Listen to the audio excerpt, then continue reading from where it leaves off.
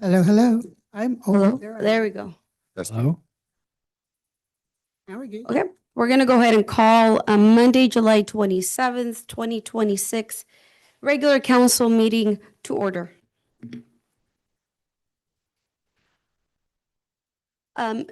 Councilor Vasquez just called a while ago asking for an excused absence. She is out of town.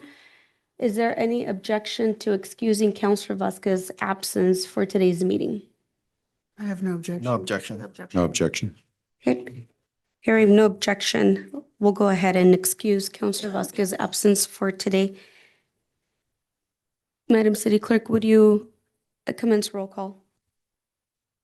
Counselor Chavez. Here. Zassetti. Here. Counselor Dolan. Here. Counselor Gavan. Here. Deputy Mayor. Here. Mayor. Here. We have a quorum. Okay. Next up is the agenda approval. Could I entertain a motion to approve the July 27th, 2026 City Council regular meeting agenda?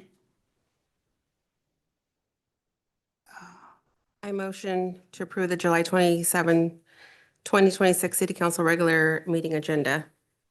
There's a motion on the table. Is there a second? Second. Okay. Is there any comments? Hearing none? Counselor Chavez. Yes. Counselor Zassetti. Yes. Counselor Dolan. Yes. Counselor Gavan. Yes. Deputy Mayor. Yes. Mayor. Yes. Motion carries. Thank you.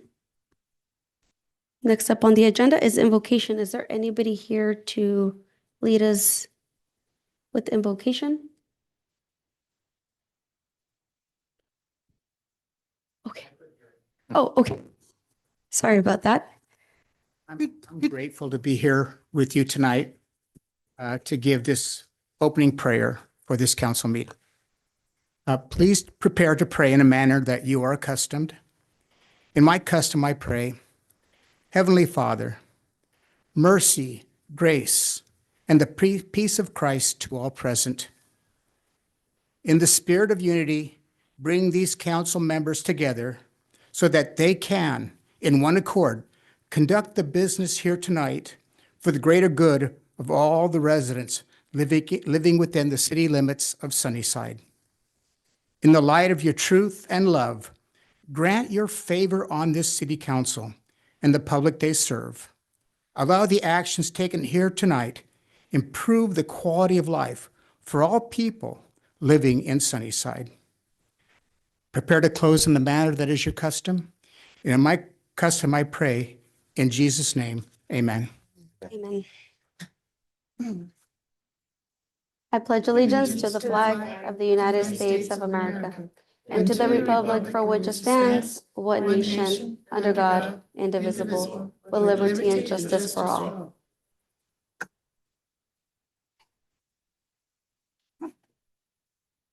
Thank you.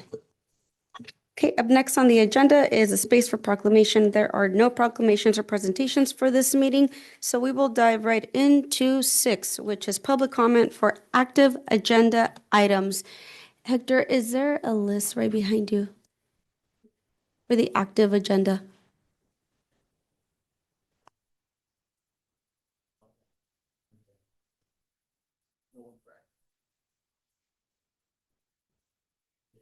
Thank you. Okay. Seeing no one on the list for active agenda items, we will move in to, I'm just making sure that's the case. Nobody forgot to sign up for active agenda items? Okay. Moving on to the consent agenda. A, minutes of the July 13th, 2026 regular meeting.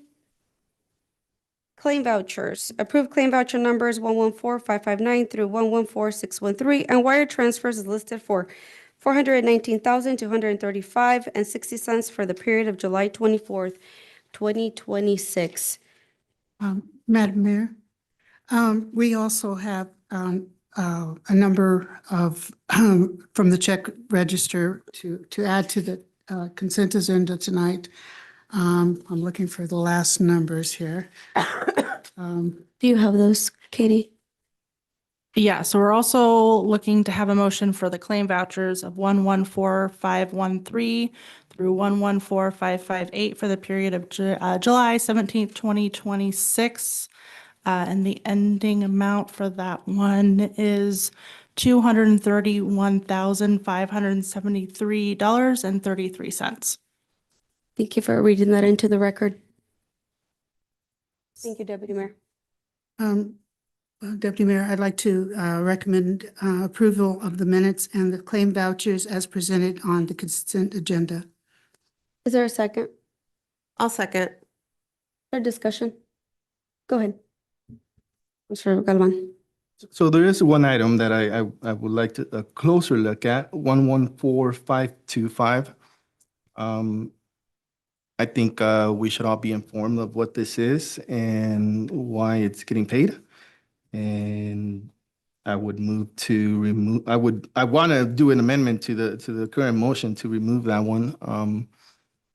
But if you want to have discussion on it, or you need me to make a. Would it be better, excuse me, Madam Mayor, if we had just a discussion as opposed, these checks from the number of checks that Councilor Galvan is talking about has already been distributed. They've been mailed to the proper people.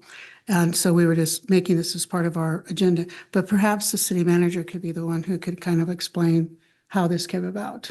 I believe it's the Damian Davis Yeah. settlement. So if you could, maybe he can, since we have some debate on it, so there are some questions, so could you possibly? Yes, about a year ago, a contract was drafted and signed by the city manager at the time. And this was for a feasibility study to do a master recreation plan for the city. I believe it was related to soccer. And there were a number of deliverables that had certain timeframes that were delivered. At the halfway point in that contract, a portion of the deliverables was presented to then interim city manager Jim Bridges. And at the time, it was also notified that certain components of the work that needed to be presented had to be done by the city. At that time, Jim recognized we could not provide support for that, staff support for that component, so it wasn't going to be completed in its 100% capacity. Basically, about 30% of the work was supposed to be done by city staff, and Jim said we don't have the staff. At the time, the city was also looking at the finances, and Jim felt that without the staff and the needed finances, that we should just go ahead and cancel the contract. So a verbal cancellation was made about August of last year. And the contract basically required a written cancellation, 30-day notice. And after legal review of the contract, it was identified that that was necessary. So that was issued in November. So from August to November, continued work was done on the project. The current city attorney and myself looked at that and recognized, okay, we have a gap there that we're kind of exposed to. So we're under an obligation at least to pay for the remaining portion of the contract as it relates to what the deliverables are going to be. And the deliverables were going to be 70%, 30% was going to be provided by the city. So I was asked by the mayor, and it was presented to me saying, can we get closure on this? Can we check into the legal obligations that we have?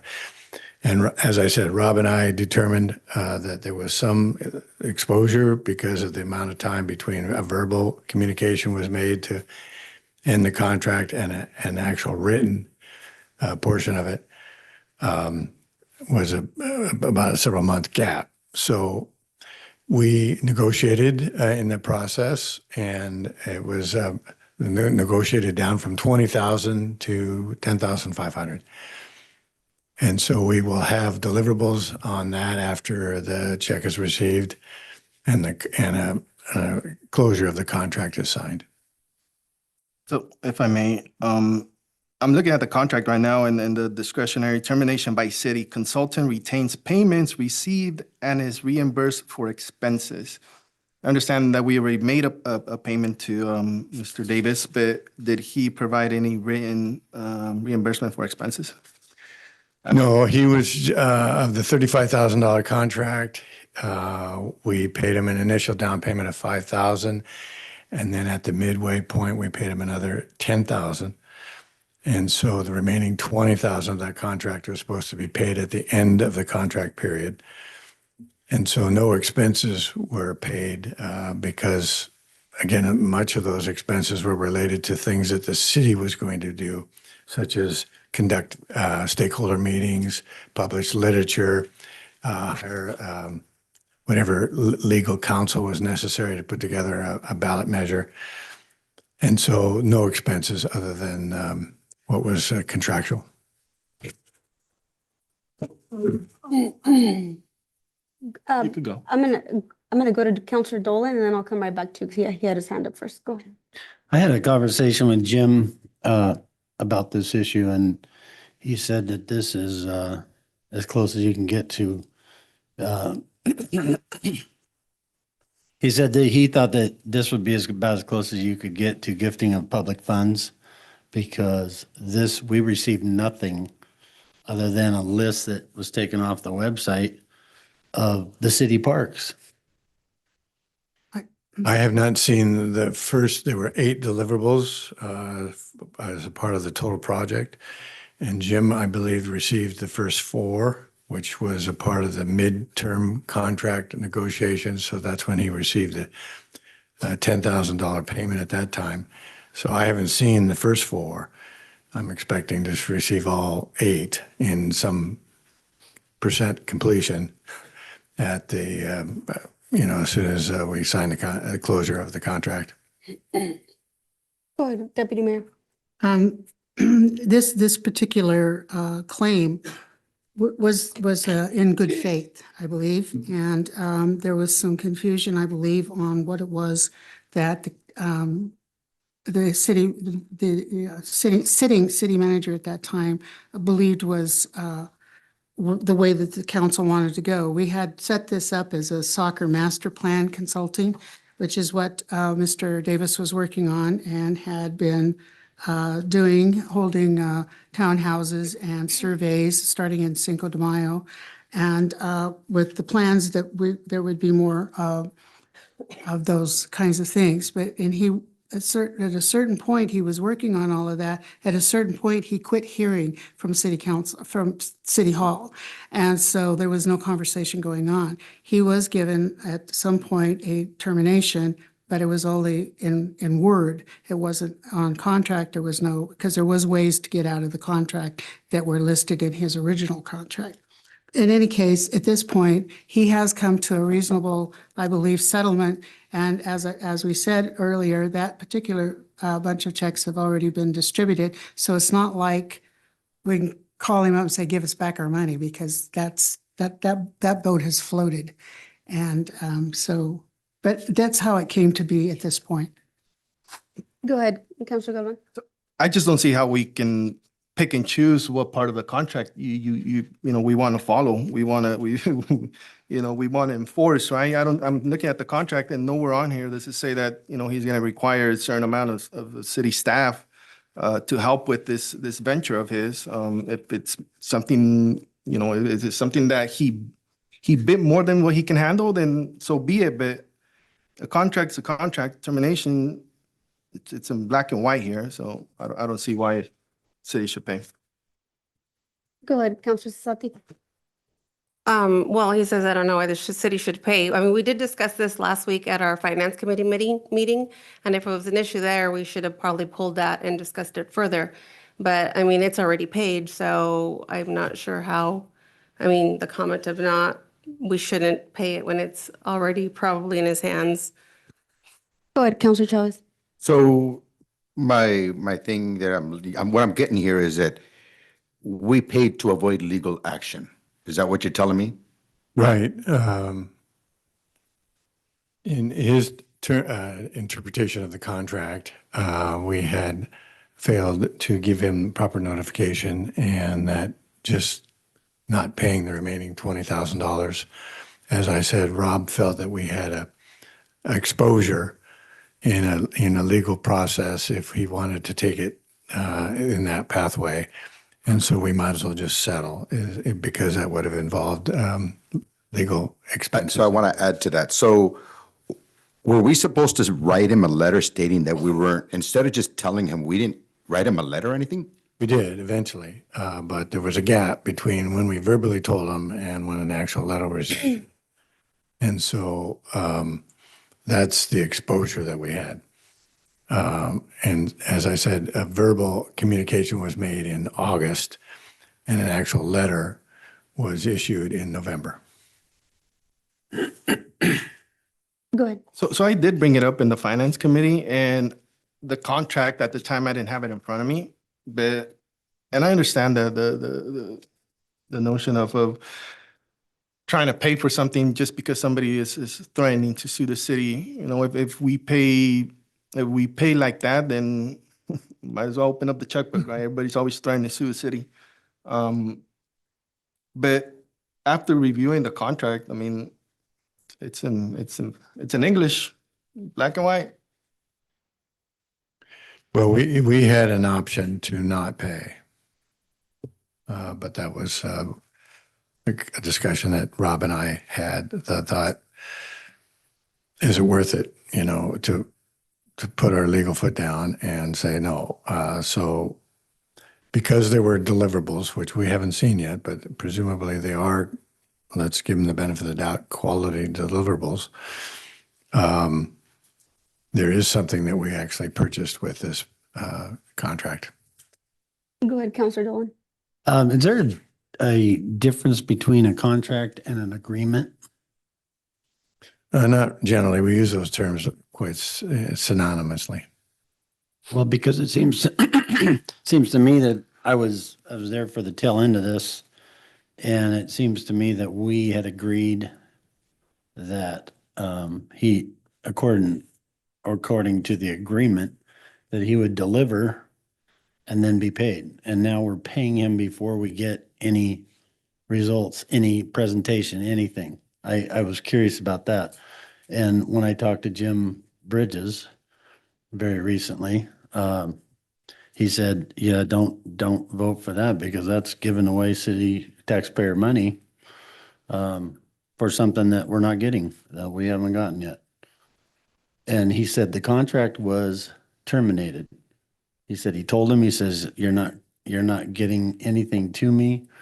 And I never heard anything about the city's fault.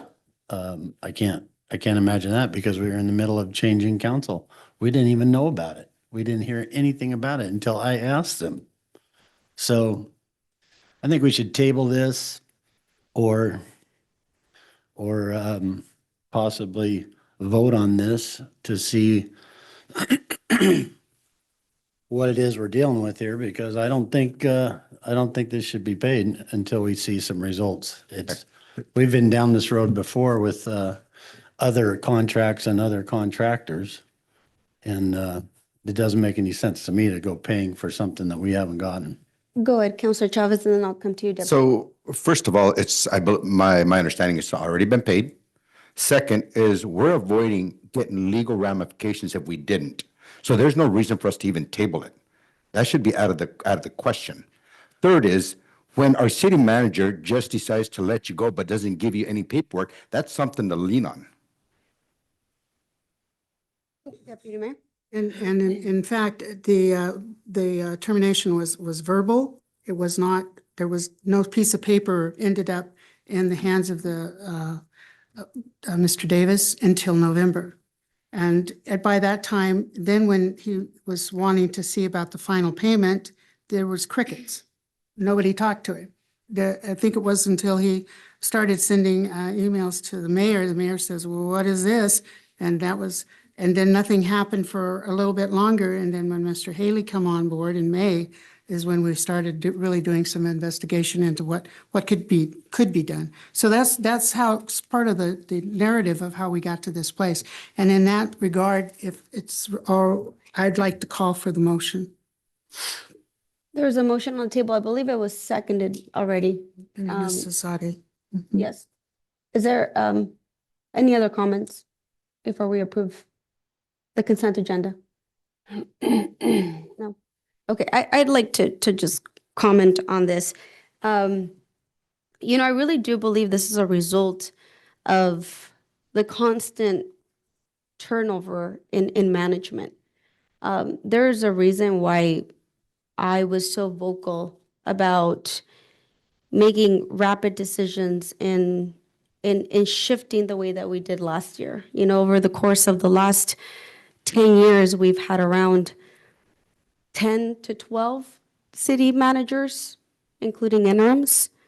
And that's not stable for the operations of City Hall and the work across the city. There are holes eventually in the work, and this is a testament to that.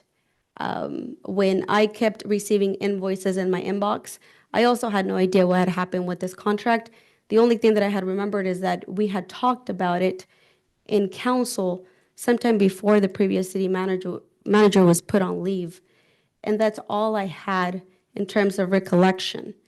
And I believe it was in February, I asked Mr. Bridges and the then city attorney, Julie Norton, to figure out what was going on.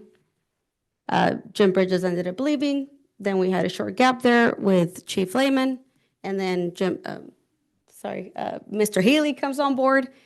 And it's not until maybe I don't know, was it a couple months ago that we touched base on this? And I did ask him and the city attorney, Rob Luce, to figure out what was going on because all I had was invoices. I didn't know that he had already submitted some deliverables because Jim Bridges didn't share that with us, or at least I wasn't privy to that information. And when I reached out to Damian Davis to have an initial conversation about what had happened, he did mention that he tried to reach out to Jim Bridges several times. He had met with Councilor Galvan at one point at a cafe and was told that at this moment, the city wasn't going to prioritize sports and that the city was allegedly shifting in a different direction. So again, those conversations the council wasn't privy to, at least majority of us were not. So it all came as a surprise to me. And after that, in order to get it off of my hands and into the city managers and the city attorneys, I sent that over to them and I told them to fill in the gaps because at this point, that's all I could do. And to hear that part of the conversations in the finance committee are an attempt to distort the truth or in an attempt to claim that the mayor directed the city manager to pay out, that's the farthest from the truth. And I have sent emails, so it's in document, if anybody wants to file a public records request. I stated that I was not taking a position on this. I just wanted us to make sure that we found some legal resolve around the termination of said contract. And here we are today. Because you did say my name, can I say something though? have So I to- did, Excuse me, sirs, I- and madam, we have already called for the vote, so I think. so I did meet, Go, well, I did meet with Mr. Davis way before this agreement started. And at the time, I didn't tell him that we were putting sports to the side. I told him that his idea, and it's also an email, he also emailed me and I emailed him back. And I told him that the idea of him wanting to put soccer in every single park of Sunnyside, even where there's basketball hoops, I told him there's parks that are out there that people play basketball. We don't want to prioritize just soccer. You know, we have basketball players, we have volleyball players, we have other sports. I did tell him that, and it's in the email. You guys could do a public request. It's in there, and I shared the ideas or the vision that I had. I told him out. Ultimately, it's up to council. But the fact that he wanted to put soccer in every single park of Sunnyside and remove basketball or other sports, that I had a problem with. And I believe that part of the reason why soccer was such a priority was because, from my understanding, there had been surveys done amongst the community, not including the public forums that had already been executed. I think I attended one of them, and overwhelmingly, and hopefully we get this information, it was soccer that the vast majority of this community was interested in.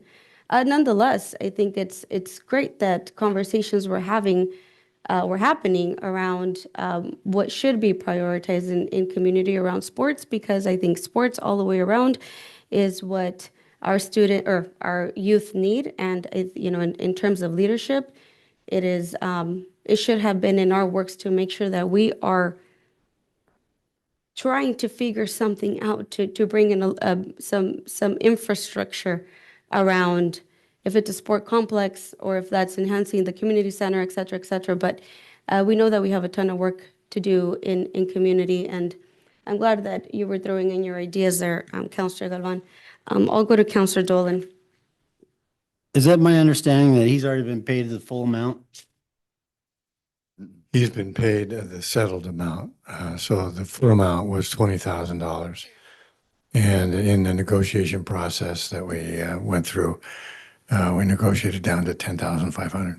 And none of this was brought before council for approval? No, it wasn't, because the contract was already signed and so. And canceled?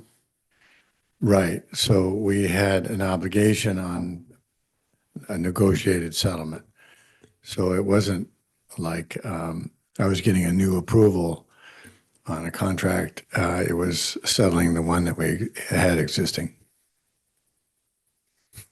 Can you repeat the motion on, Again, excuse me, I have the floor. Thank you. Can you repeat the motion that's on the table at this time? To approve the minutes and claim vouchers as presented on the consent agenda. There's been a motion and there's been a second. I thought the motion was to pull this No. item. was not. I don't think he. Okay, I'd like to submit a subsidiary motion, you know what those are, to pull this from the agenda and take a vote on it so we can see who the people are on this council that would rather than understand this and postpone it. Maybe get an idea of who would step out there to, Are you going to make a motion then? no, I'm not going to make a motion. I yield back. Madam, there's a vote, there is a vote. I'm calling for the vote, please. Go ahead and initiate roll call. Counselor Chavez, Yes. Counselor Zassetti, Yes. Counselor Dolan, No. Counselor Gavan, No. Deputy Mayor, Yes. Mayor, Yes. motion carries. Thank you, Katie. Moving on to the active agenda. A resolution amending the public records request policy. Mr. Haley. This is an item that was initially introduced at our last council meeting. However, now it's been more formally adopted, or proposed to be adopted as a resolution to modify the public records policy.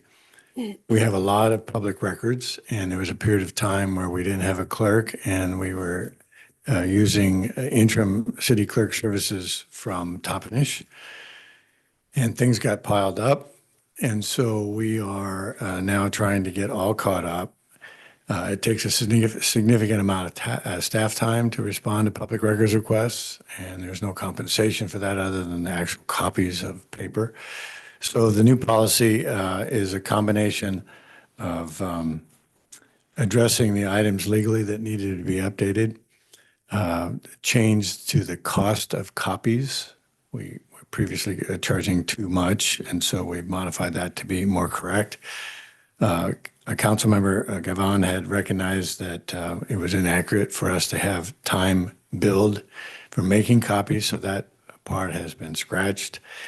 And then at the end, which is brand new to this policy, is a list of all the RCWs related to redactions. So when somebody's wondering why they didn't receive information, they can go to the back of our policy and see the actual RCWs related to that. Initial comments? Hearing none, what is, Madam Yep. Mayor, just Go ahead. just to say that there was also, wasn't there a limitation of time? Or- I'm sorry, that was We a don't- part of the original one, but just to clarify, this is actual changing the amount of time that is required by the city staff to work on public records requests from 16 hours a week to 16 hours a month. Is that correct? Be 10 hours a week currently, and it would be 16 hours per month. A month. So it reduces the amount of time to 4 hours a week, which allows us more time to get the public records requests completed. Thank you. go ahead, Counselor Chavez. I'd like to know, how many records requests do we have right now? I want to put that on the record. Right now, there's 46, but I did not check today. How long have these been active? Some of them started in the fall while Jackie was here. So are we saying October, November? Yes.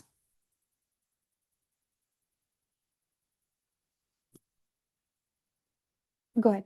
So Katie, this is gonna increase the time of hours you can work on public records, right, per week. So how does that work when you run out of hours? Do you just wait until next week to do the public records?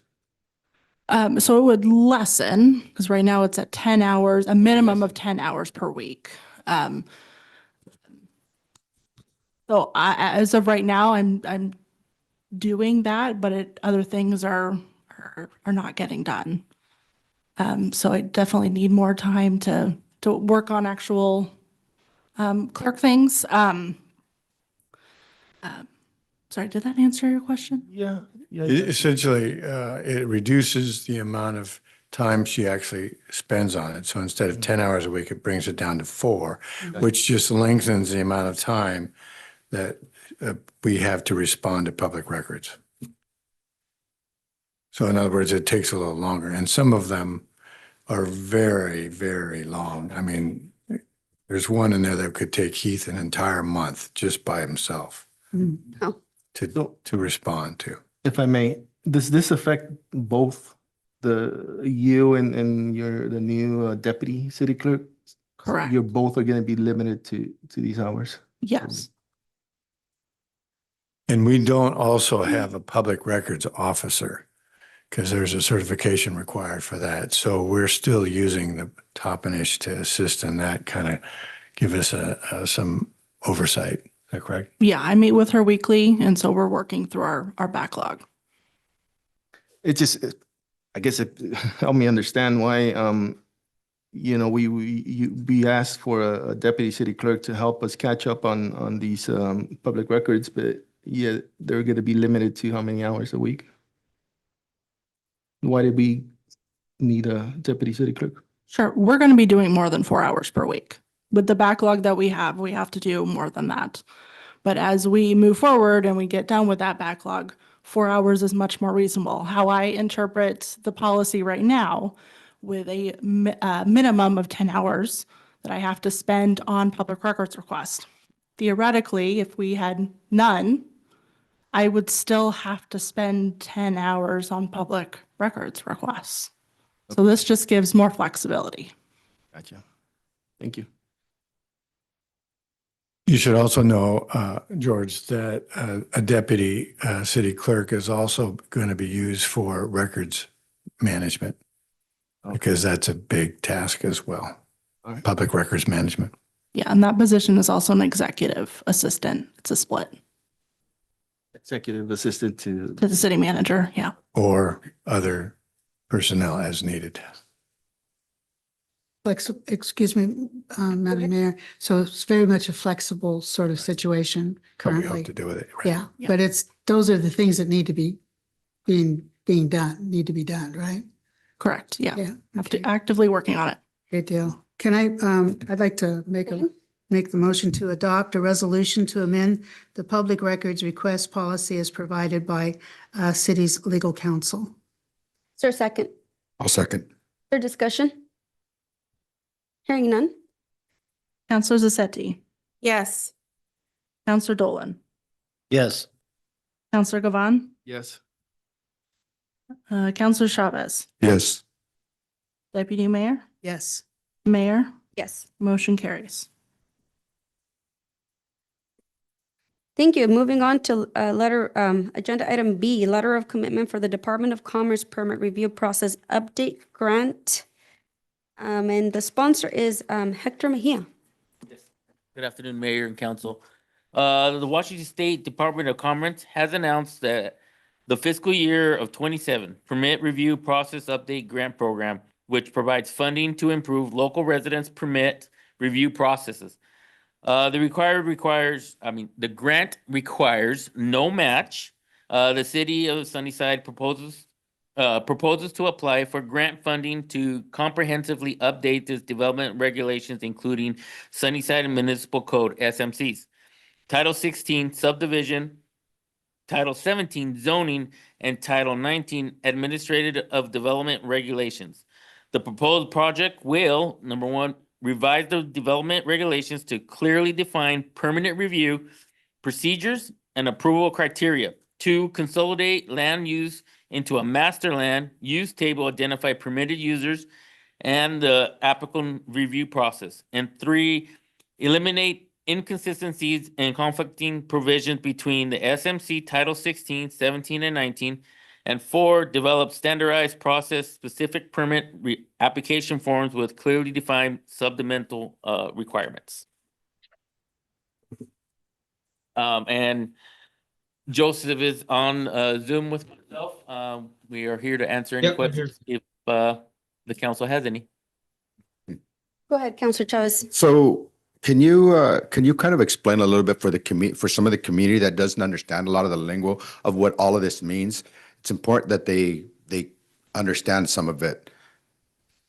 Yes, so this means that we'll be cleaning up the verbiage in there. As of right now, even on some of the other SMCs, you start reading it and it takes you to another section. That section contradicts that past section that you just read and sends you to another section. So we're trying to condense it and make it more user-friendly, so everybody's able to understand where they're reading and how our process is being moving forward. For the people that don't know, can you let them know what SMC stands for? Sunnyside Municipal Code. Yes. Yes, sir. Joseph, do you have any other comments? Yeah, another one of the things that this grant proposes, as Hector mentioned, some cleanup inconsistencies.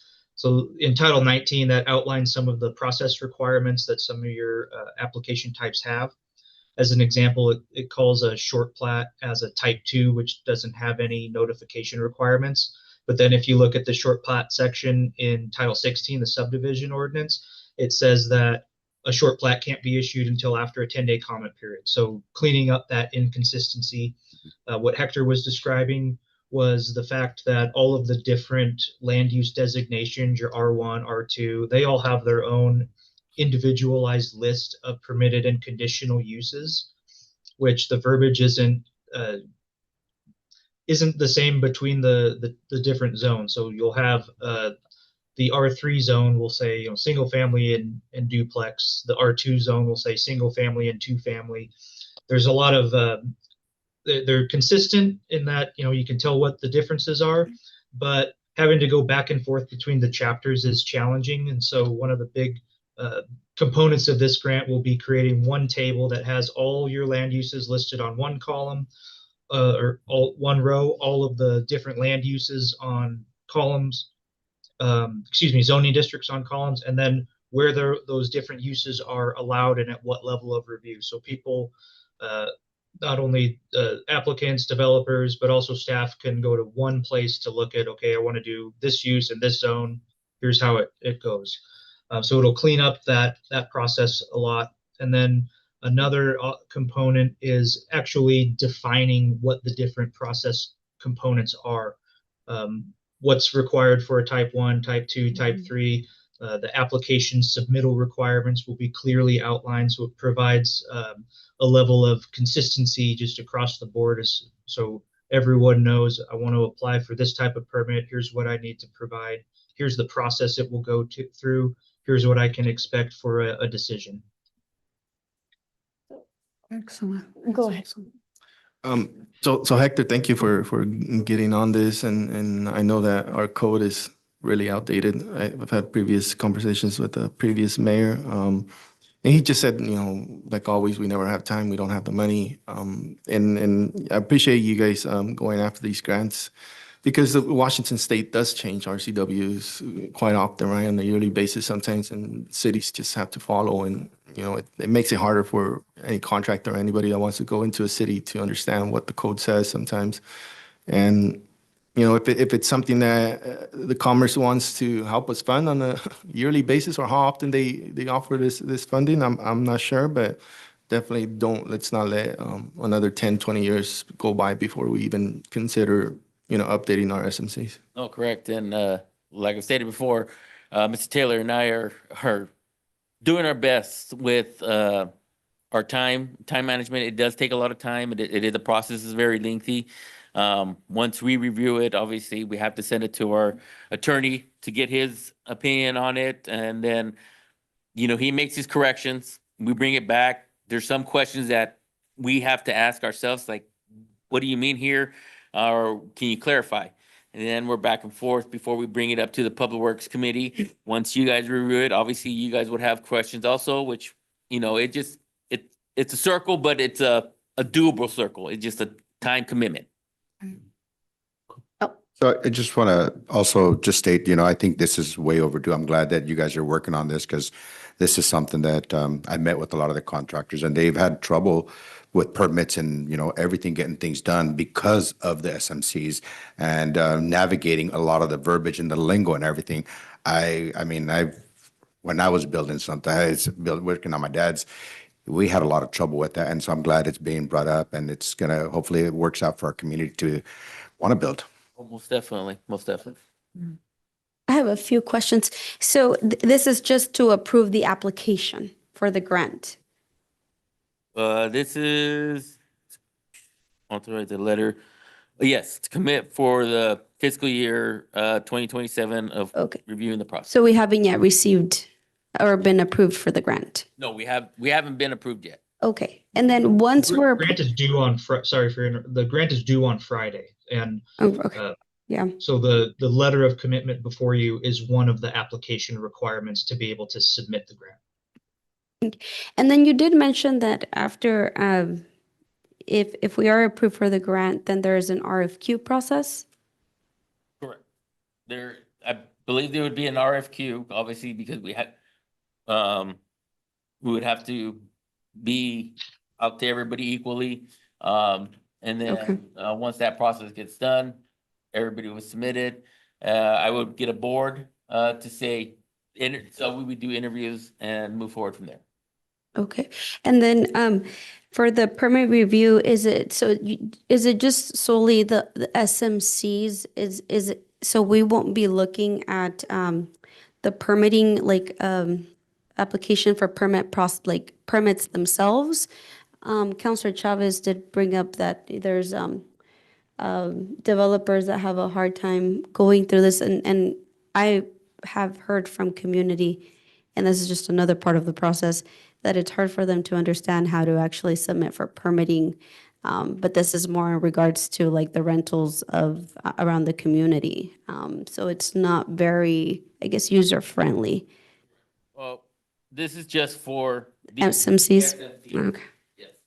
Thank you. for The that. primary component is the SMCs, but then the kind of fourth component of the grant is developing applications to implement the changes made.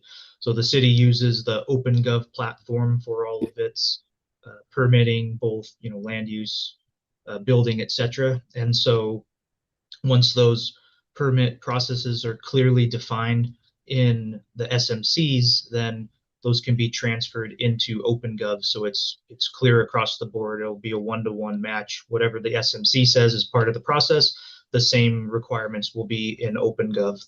So there will be no disconnect there. Thank you, Joseph. What's the desire of council? Oh, I'd like to make a motion to authorize the mayor to sign a letter of commitment for the fiscal year 27 Department of Commerce Permit Review Process Update Grant. Is there a second? I'll second. Is there a further discussion? Counselor Dolan, I saw your hand up. Did you have a comment? No, I was. No? gonna- Okay. Okay, hearing none. Counselor Dolan, Yes. Counselor Gavan, Yes. Counselor Chavez, Yes. Counselor Zazetti, Yes. Deputy Mayor, Yes. Mayor, Yes. motion carries. Thank you.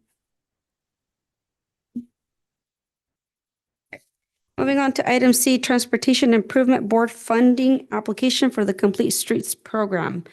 Mr. Mejia. Again, thank you, Mayor and Council. The Transportation Improvement Board, TIB, has an open call for applications for eligible roadway improvement projects. A program offered by TIB for this call is the Complete Streets Program. Eligible work under the program includes completing corridors, focusing on pedestrian improvements. TIB staff visited the city of Sunnyside on June 8th, 2026, meeting with both myself as the city and HLA staff to review the project and then concurred it will be competitive under the funding program. The improvements intended to be submitted are sidewalk and concrete barrier curb improvements, including intersection bollouts to the south end of Edison Avenue between 7th Street and 9th Street to provide a safer and more accessible transportation corridor. This segment serves as a key connection to our downtown area and provides access to City Hall, the post office, the fire department, Veterans Park, a local bank, and other key elements of the community.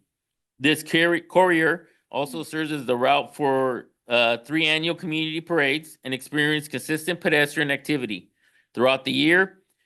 If the application is successful, the TIB will provide a notice of award in December of 26. Following the award notice, TIB will require the city council to execute a fuel tax agreement. At that time, city council will be asked to approve the match expenditures. TIB requires a 15% match for this program, and this cost will approximately be $81,343. To be funded by the transportation benefit work would be completed in 2027. Applications are due July 31st, 2026. I have Mr. Hyatt from HLA also online. And we'll be able to answer any questions if council desires. Madam Mayor, so we've already designated the areas that we want to put in the different traffic safety issues, right? Correct. There was something that you said in regards to a tax. Yes. Is that increasing the TIB tax? That we will be execute a fuel tax agreement. I believe Mr. Hyatt can explain that a little bit better than I can. Good. If you would. It's not a new tax. It's just that some of the tax funds that you already collect with your fuel tax, you would designate them to be used towards this, Okay. so. It's more of, excuse me, Madam Mayor. Go ahead. So it's more of taking part of the tax that we're already collecting Yes, and just designating that towards this particular project. yes, Okay. Wasn't sure that's what I heard, so yes. 'Cause thank you.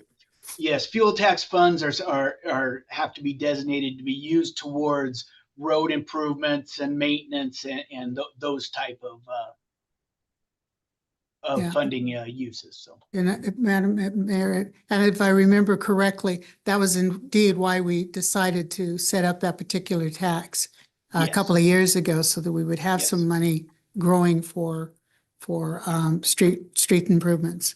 So here's a chance for us to use some of it, Yes. correct? Yeah, I mean, the intended of that is, to cover matches like this if you're successful with applications. Thank you. Go to Counselor Chavez and then Counselor Dole. So do you guys went around Sunnyside, correct? How did that area get flagged? Why that area? Of all Sunnyside, why that area? It's just my We- curiosity there. So, We when picked, we- Oh, go ahead, sir.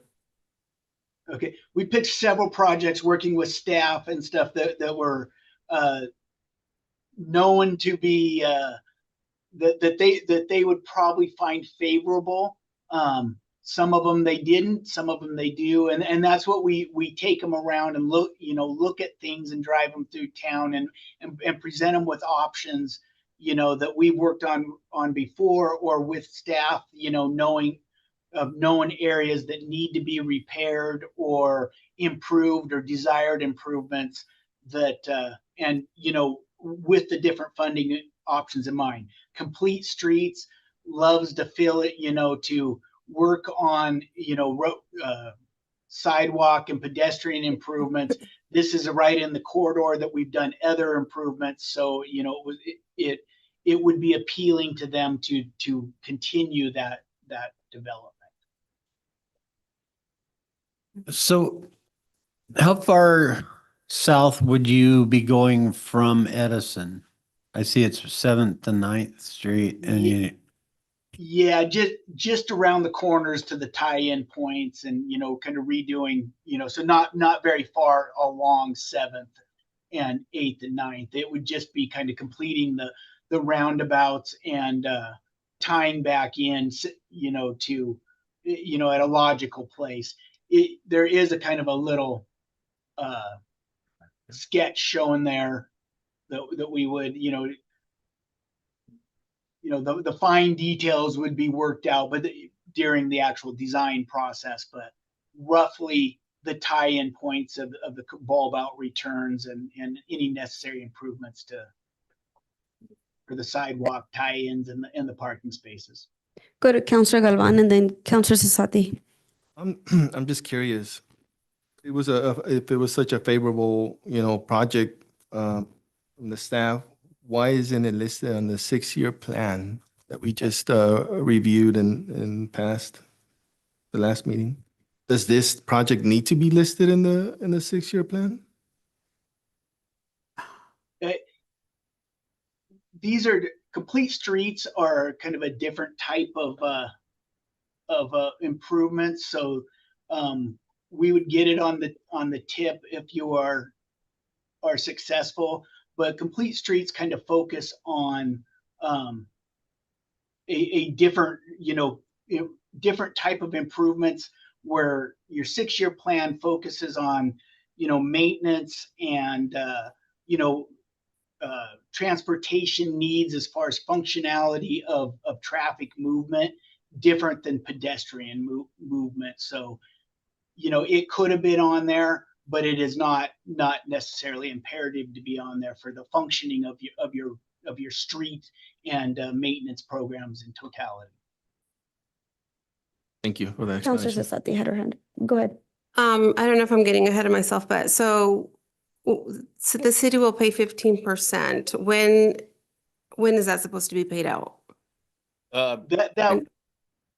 That would be part, if you're successful with the project, it would just become part of the total project costs. So, your contribution could be paid at any portion, along with that. So when the total fees for the project, and there's a cost estimate in there, 1,000. the 15% is the $80,000 that the city would just, as the total project fees are incurred, your 15% would come in there. It could be the last 15%. It doesn't have to be the first 15%, and it could be anywhere along the way. Mike, these are usually reimbursables. Yes, the rest of it, the 90% is all reimbursed as you go along. So as the contract, ultimately the contractor or, the engineer is anything along the way, you would reimburse those back to TIB and they would pay their percentage of that along the way. So do we need to budget this in? You would need to budget it in if you're successful for next year. It would be a next year project. Okay. This is just for us to able to go get the application submitted. Okay. That's Thank you. what we're asking. Go ahead. Well, I was going to mention some of the specifics of this. It doesn't reach, this map doesn't show this project reaching very far past the post office, and just past the post office, the sidewalk is almost unusable. There's so many holes from the trees that were removed, and it is buckled really badly. I think that I guess if we're just now trying to get the approval, but I think that's definitely included. I myself took a little spill on that sidewalk, so. Deputy Mayor, did you have? Well, I was just going to say, it really is part of the downtown improvement look that we've been working on, which was, we just completed 6th Street. And now this is, we've worked on Edison and now we're just extending this down to 7th. Is that correct? Right. And to 9th, actually from 7th to 9th. And so just to make it just more aesthetically pleasing, I believe. And safety is a big issue here as well, correct? Yes. And that's will be part of the application information. So that sounds really good. And cleaning up the sidewalks, I believe. Yeah. Go ahead. Sorry, Alvan. Just a quick question. Concrete barrier curb, what's? Those are those blowouts, as they call it. What blowouts is listed separately? Concrete barrier curb is just standard curb and gutter. That's the WashDOT technical term for it. When you live in WashDOT spec land, that's how they refer to it in their specifications book. It's not like a barrier then going down. Yes. The barrier is full height, 6-inch curb. They call that barrier curb versus a rolled curb. So. All right. Thank you. They got to make it so difficult. Technical. Well, Okay. technically, it would limit traffic onto the sidewalk. Yeah. What is the recommendation of council? I move the city council approve a resolution authorizing the city manager to submit a funding application for Edison Avenue between 7th and 9th Street to complete streets program offered by the Transportation Improvement Board. Is there a second? I'll second. Okay. Further discussion? Hearing none?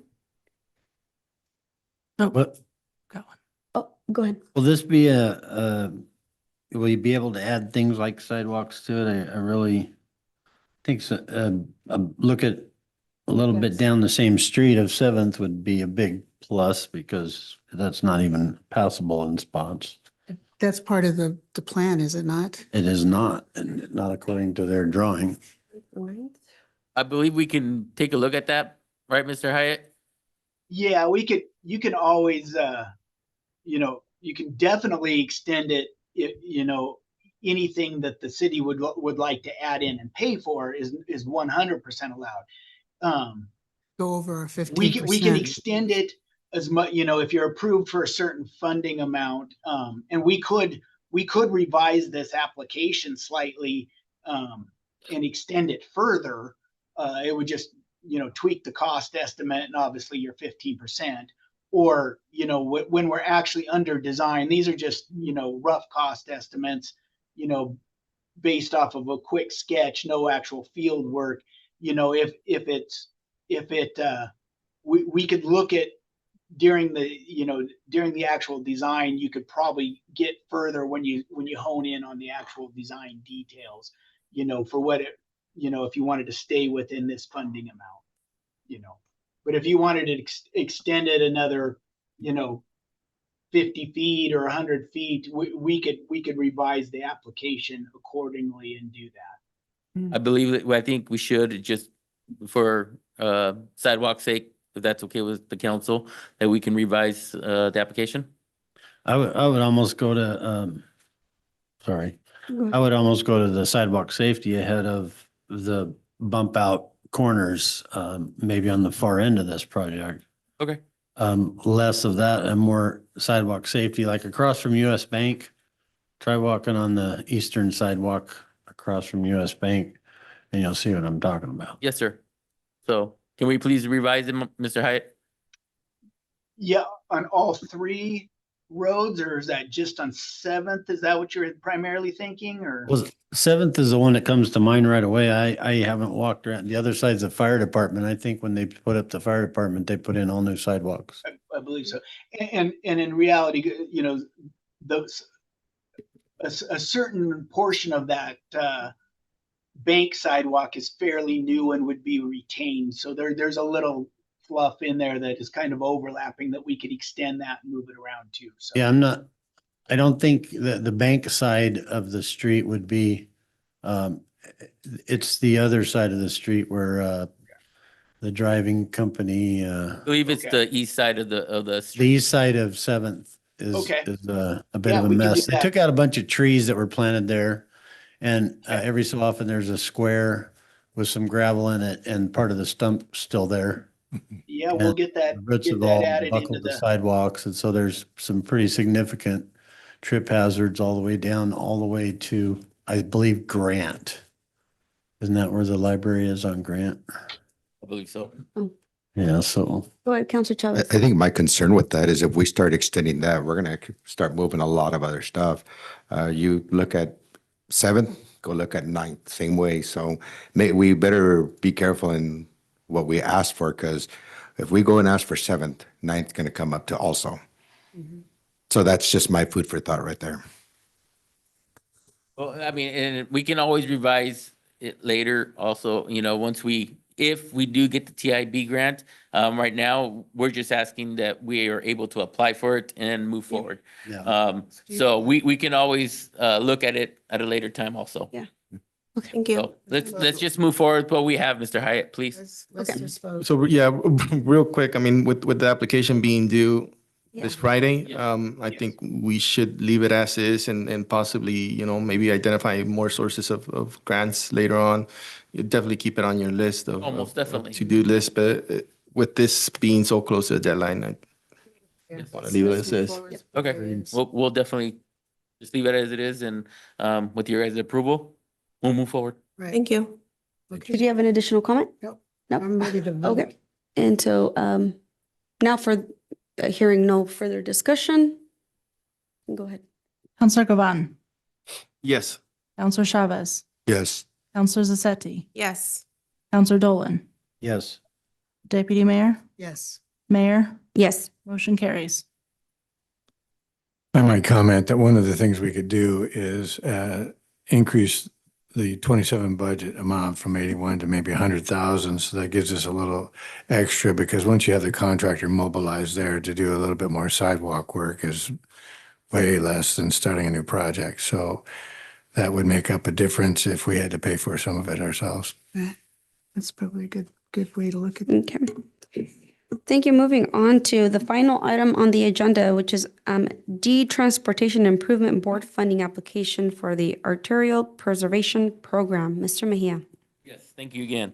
The Transportation Improvement Board, TIB, has an open call for applications, eligible roadway improvement projects.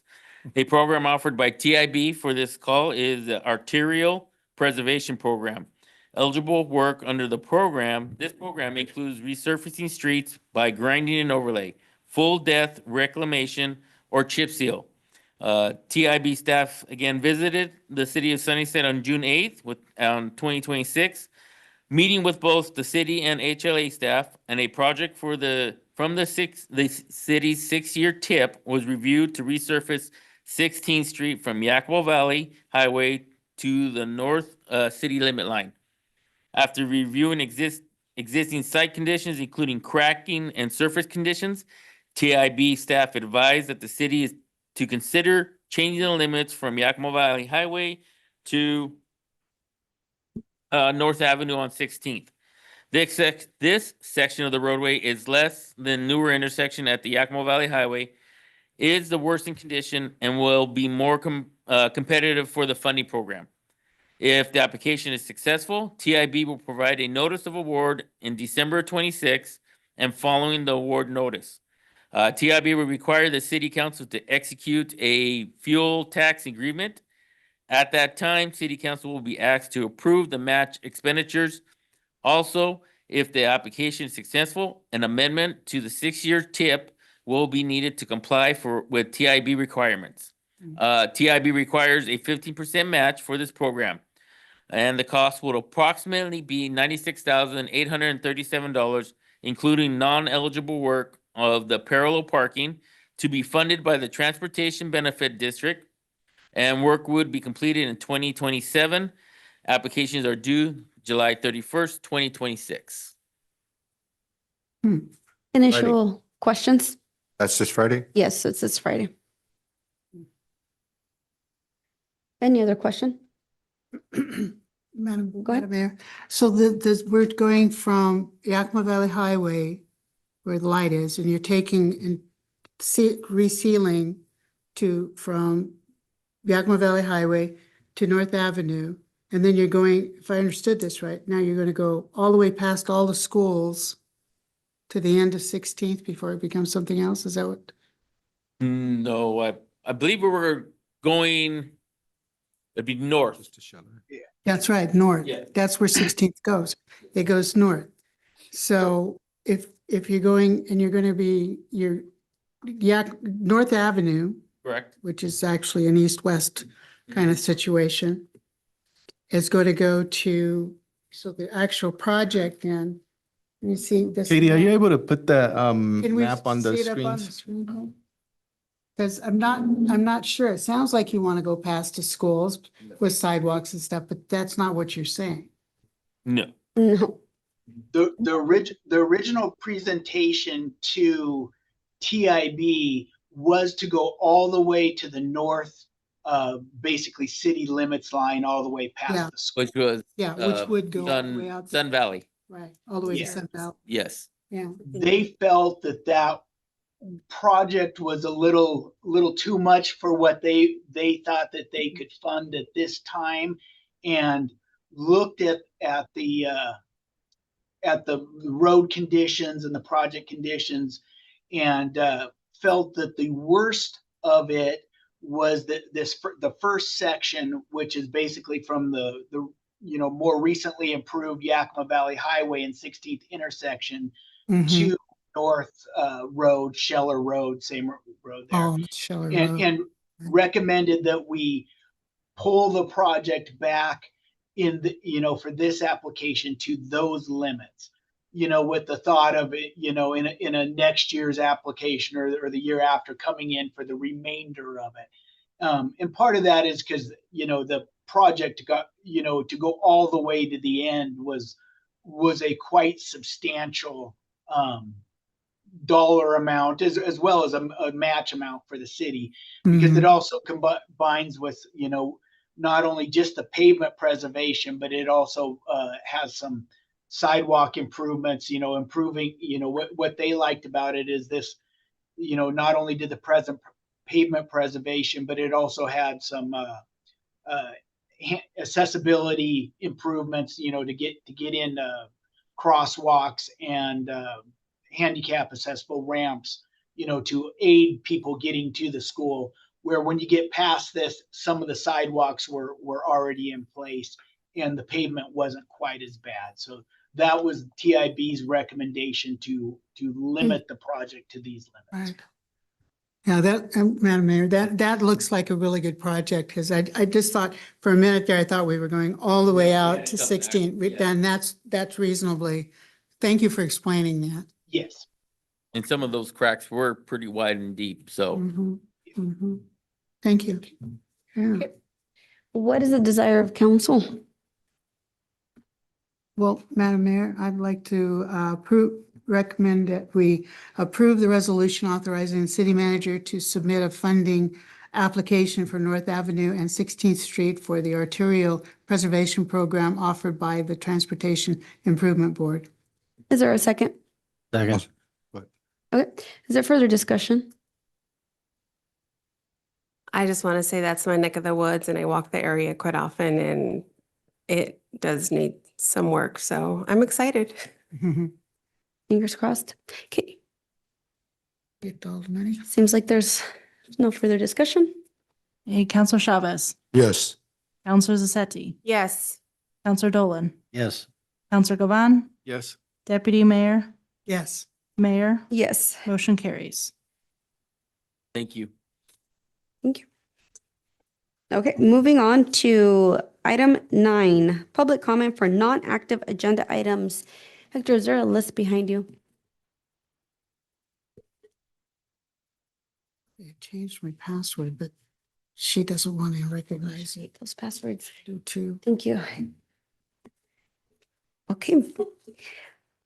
First on the list is Monica Niemeyer. Citizens are advised that they must limit their remarks to the city council to 3 minutes. Council may refer items to staff to review and or research or presentation at a future council meeting. Recorded comments and meeting sign-in sheets are public records subject to disclosure under RCW 42.56, and the names of speakers are recorded in the meeting minutes. Yes, good evening. Monica Niemeyer, City of Sunnyside. I'd actually like to fill in the blanks about the Damian Davis Consulting. Sasati and Ramon said it sounded like it was a little confusing and there was a lot of noise behind it. And only part of the story was told, and that story then led with the noise. Before I get into that, since I'm bringing up noise, Mayor Flastel, for you to bring up an opinion of a public and third party, put it in a tone as if it is fact, include Mayor Galvan to make him look a certain way, not only is it careless, it's quite selfish. So with that being said, since you've opened that door, I will say you should not have voted on that because you were friends with Damian Davis. There are pictures with you guys together. I agree. I gave that same look when you dissed George. So we're both in agreement there. Sazati and Ramon, the reason this is so confusing is because this is one of the many contracts that were never approved by council. They didn't know. There was never a resolution for it. It was never brought for a council meeting. And I know that because I did a public records request from Jackie. And it was never done. That's why you guys didn't know about it. So the noise was told in the middle, but you guys weren't given the full story. So this was a contract that was never brought for council, which means it wasn't included in spending. So it wasn't approved for spending. It wasn't brought for council. There wasn't a resolution, and Mike paid on it. When Mike paid on it is when we discovered it. So we now have a contract that was never approved, payment was issued, and then it was terminated. So the contract was terminated and then paid again. And to my understanding, and I really wish the lawyer was here, you can pay on a contract when terminated. However, if there's going to be post-termination payout, it must correspond to legitimate, enforceable, legal, or contractual obligation. And I pulled that from Article 8, Section 7 of the Washington State Constitution. So, if you wanted to write that down, Article 8, Section 7, Pat. So the point I'm getting at is you stated yourself that there hasn't been receivable goods yet, but yet we're paying, and that there were 8. However, if you look at the contract that was actually signed, there are only 6 talking points, not 8. The 8 is on the proposal that he gave Mike, but he never gave council. That had the 8. So if we don't know what we're going to pay for, but we pay it ahead of time, maybe council members, and I'm being honest, Councilmember Ramon Chavez Sasati, the bigger issue, because you're concerned about liability, would be the liability of us for the public, of you guys paying out our public funds contract that was never approved, don't have a resolution, and then was terminated, and then paid again. That, I believe, Mr. Chavez, would be your liability concern. It would be from the public. It would not be from Damian Davis. And I have 15 more seconds. Just You guys do your homework. There's a lot you guys are going to have to know. There's a lot to be filled that are going to be left out. This is one of many contracts. I'm going to say seven contracts that were brought forward that we found. And I mean, we as in public, some of me, some of my friends, some were council, that contracts were issued. So if contracts were issued by Mike, but if it wasn't part of the spending, well, then he went over his spending. So you got to add that to his list of liability. And I can't help but think that maybe, just maybe, this is being brought up now because of the lawsuit Mike has against the city of Sunnyside. And that lawsuit is going to bring up the contracts that he issued that were never approved and then unauthorized spending. So if you guys can get the city to approve it, maybe it'll help him. Thanks. Next on the list is Sharon Dolan.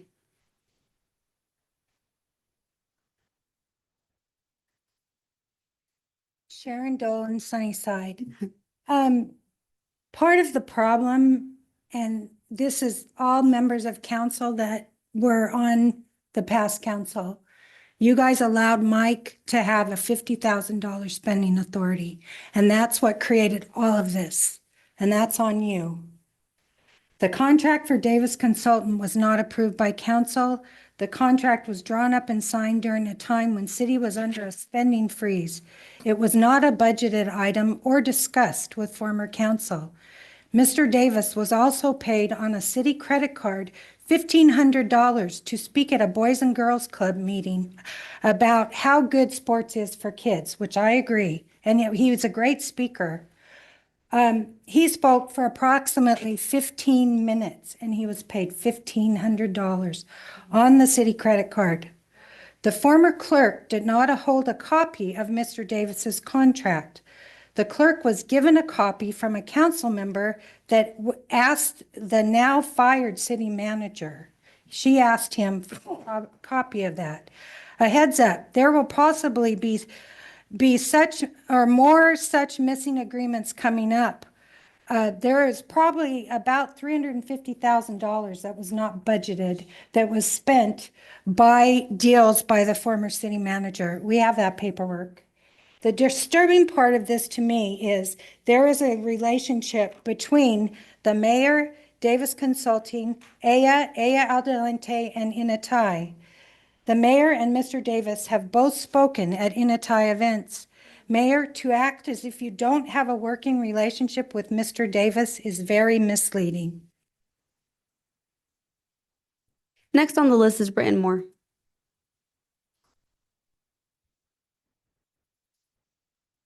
Good evening, everyone. Britton Moore, Sunnyside. In 2024-2025, the public asked council to consider a curfew. I am asking the community and council to bring that topic back to the table.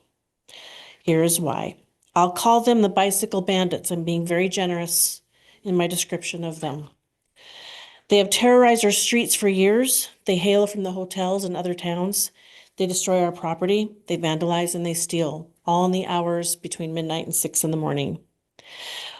They steal from homes and businesses. El Fagone just had a ribbon cutting. I hope and pray that they survive, as Gabriel from El Valle did not. They were constantly robbing him, breaking into his restaurant, stealing his AC, you name it, they did it. Last weekend, 5 businesses were robbed that I know of. I will be getting a list from the police department that I will share with you. TJ's Refrigeration was robbed again, over $2,000. A church, anywhere from $3,000 to $8,000. I'll get the name of that church. The property that I just purchased, $10,500 loss. CenturyLink, over $5,000.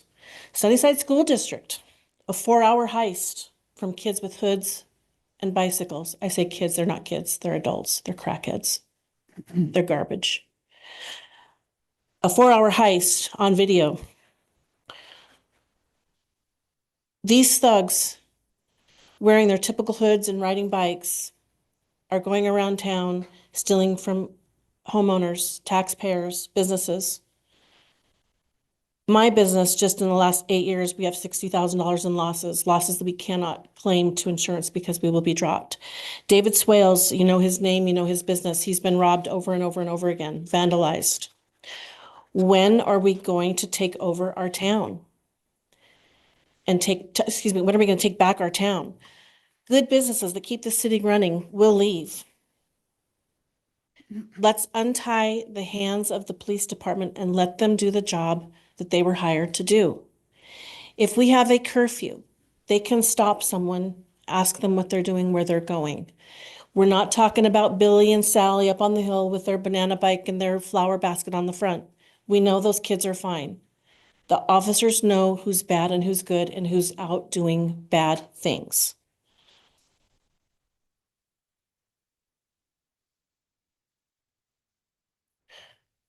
Why do we let the criminals dictate the fate of our town and our businesses? We can't afford it any longer. I'm asking you to bring it back to the table, have discussions. I will get you some statistics from the police department. It's an epidemic and it's got to stop, and it's coming from these hotels. The hotel across from Elvia did clean up itself. We know that currently the hotel by Elvia is in the process of getting cleaned up, but we've got a lot of work to do. Thank you for your time. Thank you.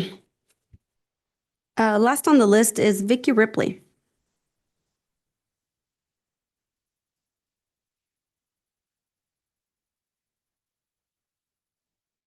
Vicky Ripley, Sunnyside. I started council in 2022 and I went until 2025. I don't know how many times I reminded Deputy Mayor Hart to come on time. I'd say at least 80% of the time she was late.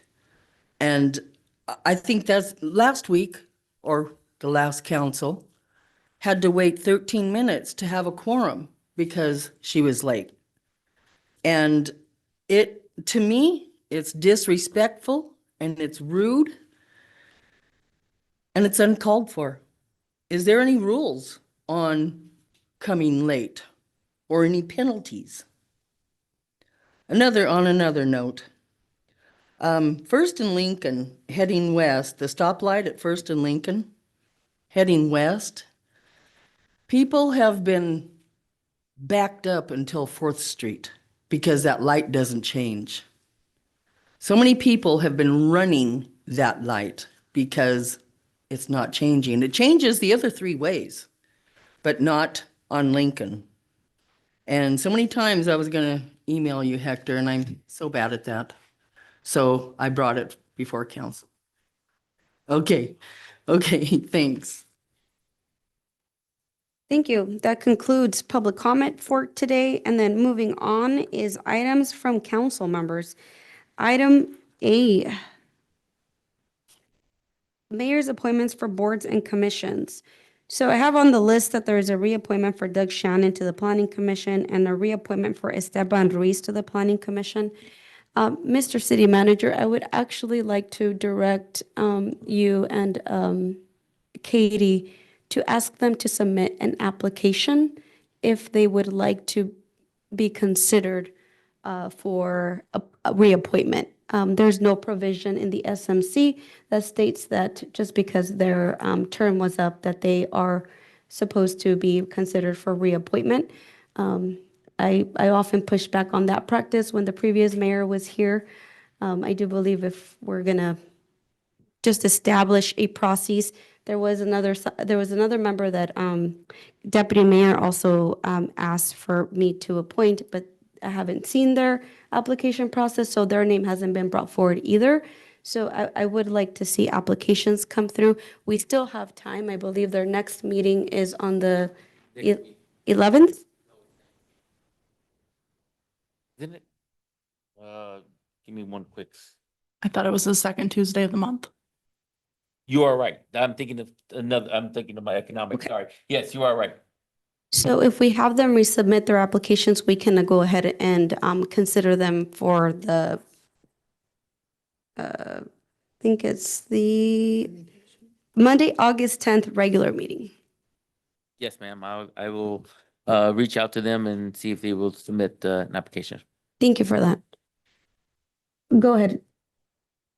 I'm just curious if, I know that we used to have a situation where when someone was applying for a position on a committee, they were interviewed by council.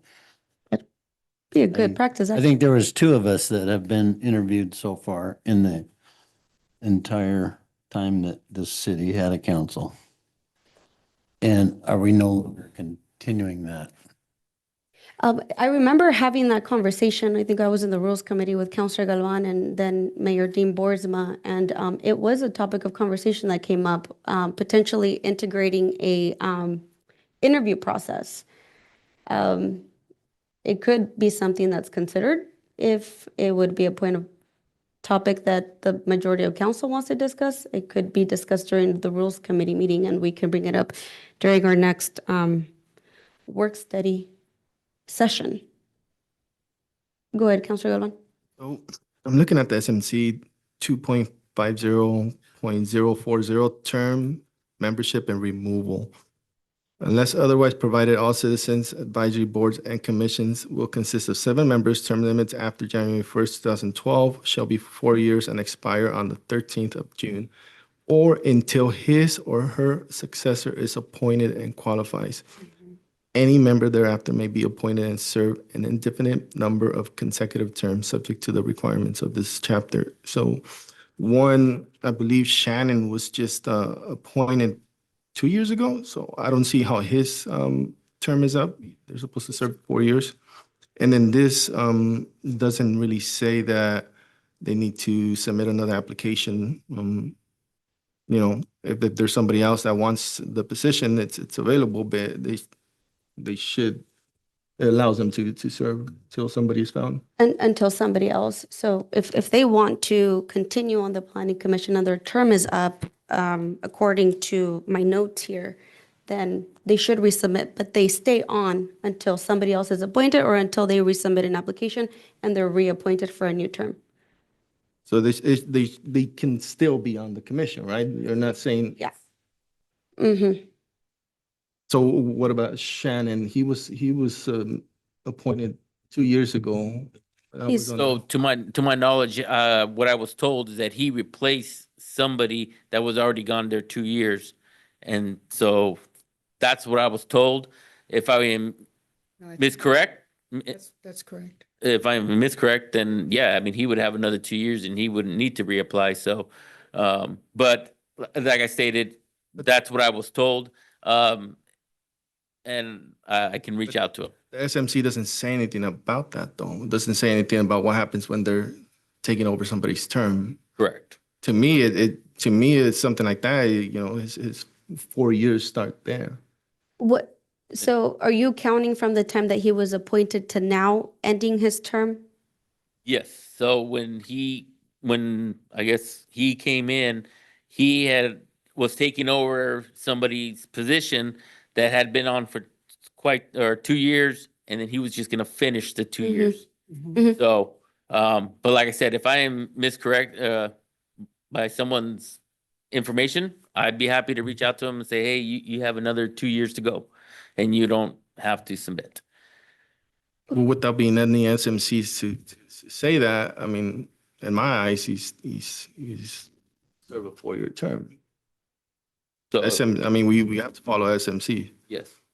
So so you're saying that he's finishing somebody else's term. So the parameters of that timeline, he would have ended, Mr. Shannon would have ended in June. June, yes, with everybody Okay. else. So so he's up, essentially. Essentially, but as Mr. Galvan is stating, if we are going through with the SMCs, he would have another 2 years. Okay, so. I would have to clarify. So he's on my notes and the terms are a little wonky. If he's up, he still stays on and he has to reapply. If he's not up, then we remove him from the list. But Mr. Ruiz is up. Right. And so he stays on, but if he wants to continue another 4 years, then he resubmits an application.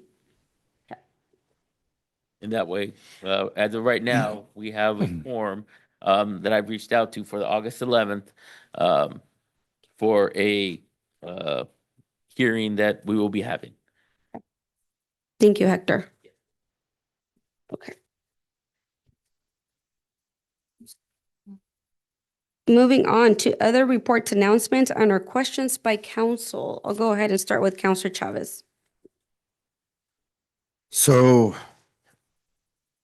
we attended the Parks Committee this last week. I've been having some concerns with some numbers on that in regards to how our budget is. And I'm hoping that we can get that clarified. It's important that we get that clarified because I do not want it to impact our community next year and the following years. So I'm still hoping to see if we can get those numbers lined out.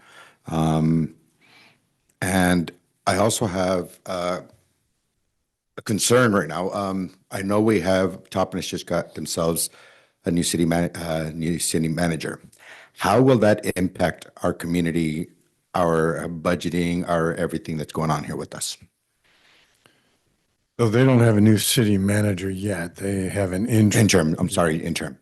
And so, yes, Adam Vaughn has been moved to an interim position. He has done a great job training his staff. So he has margin in his schedule or his workload because he's able to pass off a number of his efforts to his staff. And so he has committed to continuing to serve the city of Sunnyside according to our interlocal agreement. Of course, Toppenish is going to have to go through a process of finding a city manager like ourselves, and that may take a few months. So it's expected that as we change our council meetings, he's going to still be here to participate in that. Jessica, you said that you're pretty confident that Adam could still handle it, even though he has additional responsibilities. Okay. Yeah, I do have an update from him here towards when we start going around. But I really am. He is very he reaches out on a daily basis. There's like more than 10 emails a day, and it's not just only me. He works with all the staff. So depending on what questions he has, what cleanup he has to do, whatever he's working out on our end, he's reaching out and he's doing everything he can. I've learned a lot in a little time from him. So No, that young man has he's a pretty smart guy. I just don't want us and City of Toppenish putting so much on his plate that, something can come down from that. And so I'm really making sure that we stay up to par and continue getting the reports and continue staying up to in contact with them so we don't fall back. Those are some of my concerns. So I wanted to bring that up, and because you're also doing a good job. I've been working and we've been meeting everything. So, but that was one of my concerns that I feel that I needed to bring up. no, and definitely it is a legitimate concern, and I did mention it to him as soon. I'm like, so what's going to happen? And no, he's on board to helping us get through what we need to get through, and especially more than anything, training. Anything he is doing, he's training. He's training us. He's a very good delegator, and he makes us bring up our levels. And so that's the way he's done with Toppenish, and even other Toppenish staff I've reached out to and just for help or anything that I've needed, and they've all been very helpful. The reason I also brought him up is during our Parks and Rec meeting, we were going to discuss about some of the budget and some numbers that did not match up, and we were going to talk with them about it. Hector, were you able to reach out to him? I actually reached out to Vanessa, who printed out me went back to 2024 and printed me out everything for the pool. Was going to reach out to you here soon after today and see if we can sit down so we can review it with Mr. Rubio. So we have 3 pairs of eyes on there and discuss how we would like to move forward with everything. Okay, so that's one. So my second one is the park up in the hill. Where are we at with that? I offered, we have my trailer, we have all my stuff. But remember, I'm willing to put my time and anything we need to get that going. I really want to push on that. Nope, I understand. Today was a very busy day for me, and I didn't get a chance to reach out to Lowe's. I will make that a priority to reach out to Lowe's tomorrow and set a time where we can either send yourself or send city staff to go pick up the materials that we need. And I have another one. So I know that on Fifth Street, we talked about the lights. The lights are up. Okay? The lights are up. Yes. So I did have conversations. In fact, I have some emails from Mr. Aguirre, who also reached out to Pacific Power. And I have to give him kudos because he also reached out and helped us out with that. I saw the emails where they reached back and we got that going. I talked with them earlier today. Those lights have been on for at least 2 weeks that I know of. We are missing one light out there. He did go and take a picture of that other, the post where it's missing, and he said he was going to reach out to also send it out. I know that you have a lot, Hector, and that we're trying to take some of that weight off of you because you have a lot on your plate.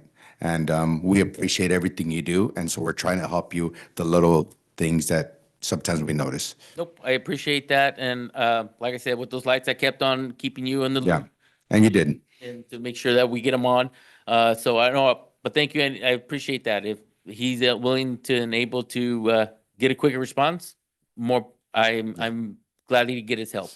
You know, and you did. You reached out. You emailed Pacific Power, and I know that it was hard to get them to really follow through because we waited. We're on 2-3 months already, and it finally got done. So, you know, I know the community, the community members that are on that road were thankful that we got that taken care of. So, I appreciate you also and Mr. Geary for following through with that.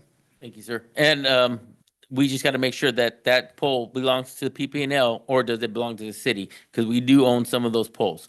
He told me it belongs to PP&L. He Okay. sent a picture, an email, and sent it out to them. So we should be getting that fixed. It's a broken light on that. Okay, sounds like a win. Thank you. Appreciate it. Thank you. Go ahead. I'll just be brief, just to piggyback off what, sorry, Pat, and she said about, we have the finance committee meeting on Mondays, and I get excited to hear how confident you guys work as a team and how much confidence you have on Adam, because I keep calling him Aaron. And just how much work to hear today, how much work he got done just over the weekend. I don't know if I was supposed to say that, but you know, you said about overworking him and stuff, and just the few interactions I've had with him, I told her I can't even imagine him stressing out. He just seems so chill. Like, so I'm pretty excited to see, you know, the final, the end, if we get there, how soon we get there. But so I'm pretty excited about what your team is doing. And Hector, I appreciate you showing up today when you were called, and you showed up puffing and puffing, but you were there to answer the questions we had. So I appreciate that.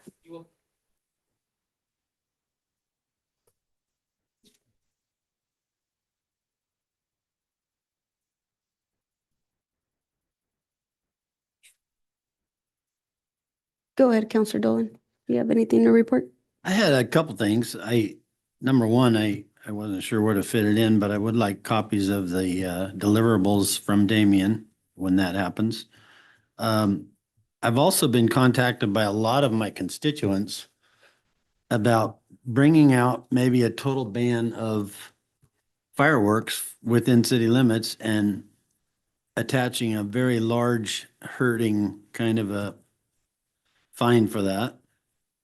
It's incredible how we're still hearing them up in our neighborhood. I think it's past 4th of July and we've had all kinds of mortar rounds exploding up above our trees and in the neighborhood. So, and I go out there and I watch the guys that set them off and I just think, wow, they live in city limits. What are they doing? Anyway, that's another thing. And then on a little happy note, and hold the applause till the end, we've got a cleanup going on at the museum that is just happening big time. Today's Monday and he's got half of it gone already. It's amazing. I'm so happy to see that. Got a big chunk of concrete to try to get rid of down there, but that's about what the only thing that'll be left there, the way this guy's going. He was amazing. He was just down there with his little bobcat. Hey, can I add something really quick, Dolan? I know that you're on that. I did ask you for his phone number because I do have some individuals that want to volunteer their time to be able to work there. And they're ready for, can you give it to me after me? Thank you. Sorry, we got some volunteers that are willing to put the time in and free. They want to go and Eating the stay graffiti. busy. You know what? They're up for that. So I have volunteers that want to put in some community service hours and just do some time on helping out. So we did talk about that at our Parks and Rec meeting, and they're willing to do painting graffiti, working at the museum. So let me know. Gonna be pretty. Nice. Thank you. Counselor Galvan, do you have anything to report? Yeah, so just was curious on the update on the Sunnyside Housing Authority report. We haven't seen them. It's already in August, and we really do need to follow that RCW, and they need to give that report. Another thing on the finance subcommittee, we did meet today. Good news is that January through June of this year are reconciled, and 2025 should be done by the end of August. So Adam's doing an awesome job over there, and that was one of my main questions when I did, hear about him taking the interim city manager job at Toppenish. I asked Pat, and he's pretty confident. The staff's confident in Adam, and just seeing the results, I'm pretty confident. Another thing is, a couple months ago, we had a public works subcommittee. And Hector and one of his supervisors was there and giving a report. And I didn't bring it forward to council just because I believe you're still going to make that happen in a study session, correct? Correct. I will have my water supervisor and my sewer supervisor be here so we can discuss the problems that we have been, reviewing, investigating on some stuff, what we need to do to upgrade. We're finding a lot of stuff that needs to be taken care of. And we worked here, not last week, the following week on a Friday with the SCADA. The owner came down and we worked on the SCADA, and he showed us some integral parts about it, how we can use it. But there is more stuff that needs to be taken care of. There is stuff that I need to bring to council for approval. And Adam, obviously I have to go through Adam first, because if we ain't got the money, then there's no reason to bring it to council. But for well 9 to be updated on. So we will be here August 3rd? 3rd. So it was a huge list, actually. We spent, 3 hours there? Correct. Going through all the necessary, things that we need to do Yes. for Public Works. And I will be sending out to everybody invitation. We can do 2 sessions, so there is no quorum. So to visit our wastewater treatment plant, where it's which was suggested by Mr. Galvan to have eyes on what we're discussing about. Because we can tell you, like Mr. Chavez stated, all the technical words, but if you don't understand and see what it is, we ain't gonna know. So I will be sending that out so we can visit the wastewater treatment plant, and so you will have a better view of what we're discussing about. So I had suggested it for the Public Works Subcommittee, but if whole council, and like you said, you split it off into 3 different sections, that would be awesome, not necessarily just the Public Works Committee. Yes, well, and that way, when we bring it to council, you guys will have an idea of what we're speaking about, and have a visual of what we're just basically speaking. I'm sorry, I'm just mumbling now, so Go ahead, Mr. Tolan. I'm sorry. I was just curious if we could get breakdown of some of those bigger numbers, like when it's time to start budgeting all that stuff in there. Some of the bigger numbers that went from, 15,000 to 97,000, and why is it so much now? And just to get an understanding of why it's gone up so much. We did go through all the numbers and they did provide, there was some numbers missing. So hopefully by August 3rd, some of those numbers can be reflected on the report. And actually my suggestion was for you to bring, those supervisors with you that day. And, Correct. As you stated, you will be bringing them with you. So hopefully they're here to answer some of the questions, to help you answer some of the questions. Correct, yes. And I mean, inflation is a lot to do with it. Years that should have been repaired years ago, now it's coming forward, and now we're basically paying for it now. Something that should have been fixed, like the water tower should have been something that was worked on 10 years ago. So we wouldn't be in the predicament we are with the ERUs. But I'm working towards it. As Mr. Haley says, sunny side up, and that's the only way we can go. Another thing too, there was, I believe last week you sent out an email to the Public Works Subcommittee about an issue with the well. And I had replied that it'd be a good idea to maybe inform the public, hey, you know what, we're having some issues with one of the wells. Maybe if you could help, conserve some water. That way we could get the public involved and not necessarily hear us wanting money to repair things, but actually seeing us, hey, there's actually an issue, a problem going on. One of the wells is done and down, and we need to conserve some of the water. Correct, and I did do a little looking up, and I have some information. Just trying to figure out how I can put it in a pamphlet and put it on our obviously our website on how to conserve water. Talking to Mr. Garza about some school. I know he had stated that back when he was a little child in school, someone came over and brought over a sand timer.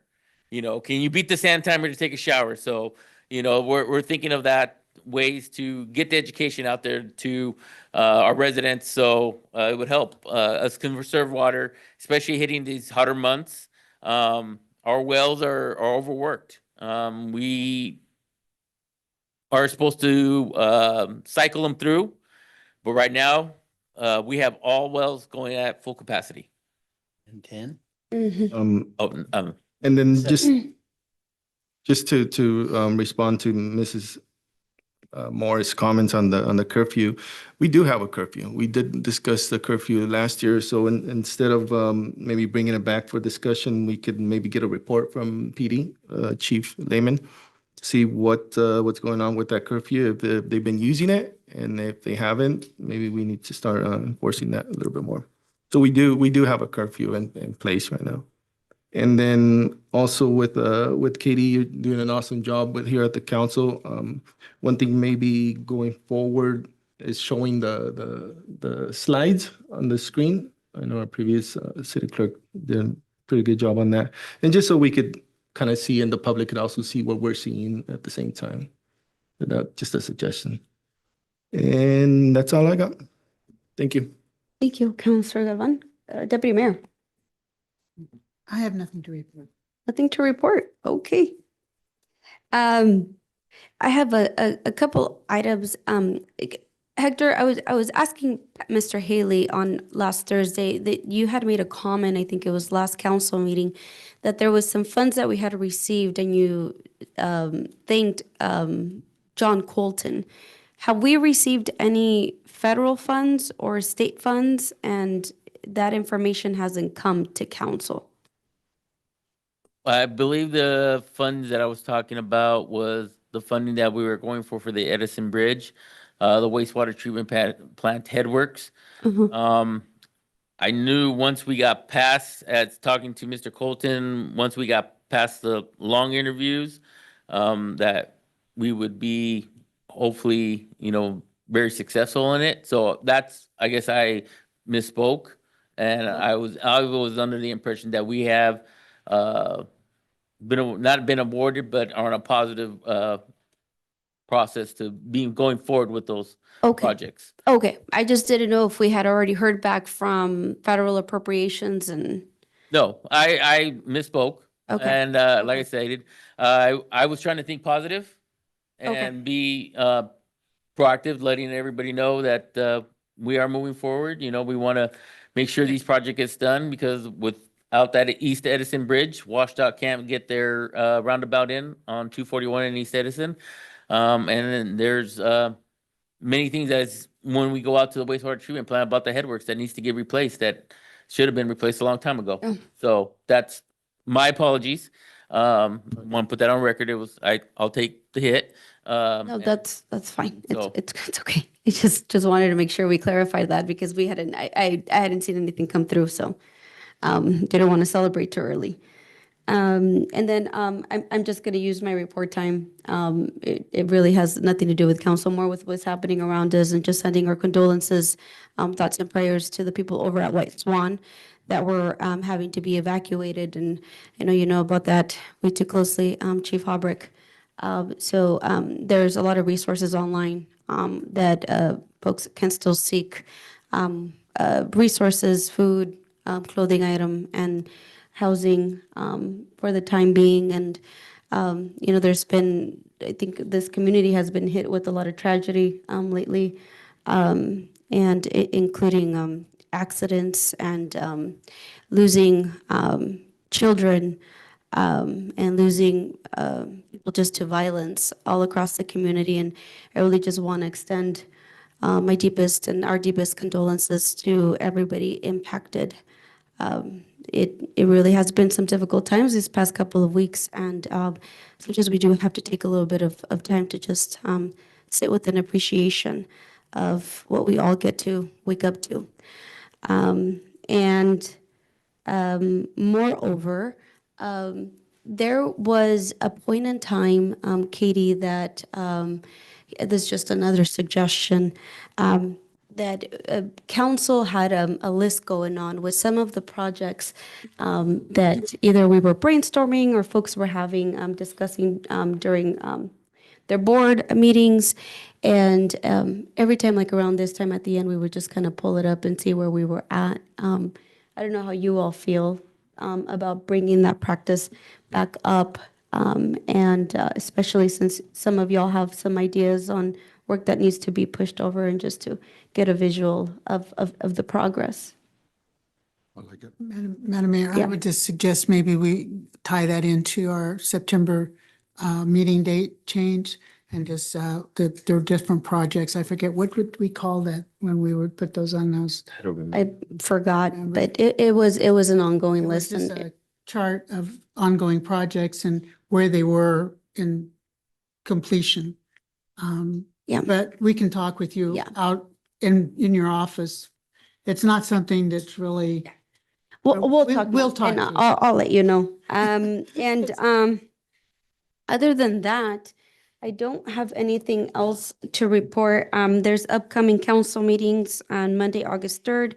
We have a study session. Monday, August 10th is a regular meeting. And then we conclude our meetings the month of August, August 24th with a regular meeting. And a reminder is being placed on every agenda that meetings are moving to Wednesday starting in September 2026 per ordinance 2026-06. And I'll pass that on to Mr. Haley for city manager reports. Okay, just give a little update from our staff. Jafet, anything that you want to report? Not much, just continuing the same projects we were working on. And you've got a new person starting up here shortly? Monday. Can I add something real quick? You know, Jafet, I want to just thank you for taking the time to meet with me in regards to me having an issue where I couldn't get any emails. And I'm like, man, I know I have emails. Well, I had an issue with my computer, and after work, I started going through my computer, and it was late, and Jafet took the time to go over with me. And going over, I found a lot of emails that I was trying to get to, but I couldn't. You know, I did a training on the computer that told me, hey, this is flag this. And it kind of hit me and I'm like, man, I better ask Jafet. And I did, and I'm kind of glad I did. So I found a lot of stuff that, so I appreciate the time to taking after work hours and everything to help me with my computer. That kind of really helped me. And then today I forgot it. So thank you. Appreciate it. I want to echo that. Thank you. Jessica. So I just wanted to share a little update from Adam. He, over the weekend, he reconciled 1,500 transactions from January through June of this year. And then he's also trying to complete all the bank reconciliations along with the completion of the annual report by the end of August. There's a lot of work that's being accomplished, but he's doing it team-wise. So he's also found corrections that need to be made. There's 23 corrections on the 2024 annual report that need to be made. And again, we're just working all together. He's communicating what he needs from us. And some of these are, because they're like 2 years old and they still need to be made, we are reaching out to Springbrook's and working with Springbrook's and making sure these are all done correctly with all the supporting documentation and anything that we're going to be needed within like the state auditor's guidelines and all of that good stuff. So, yeah. We appreciate Adam and we appreciate you guys working with them. So thank you. Would you repeat how many he worked on this weekend? Yes, 1,500. Oh my goodness. And he's a young dad too. Okay, I think we've all heard enough of Hector. Just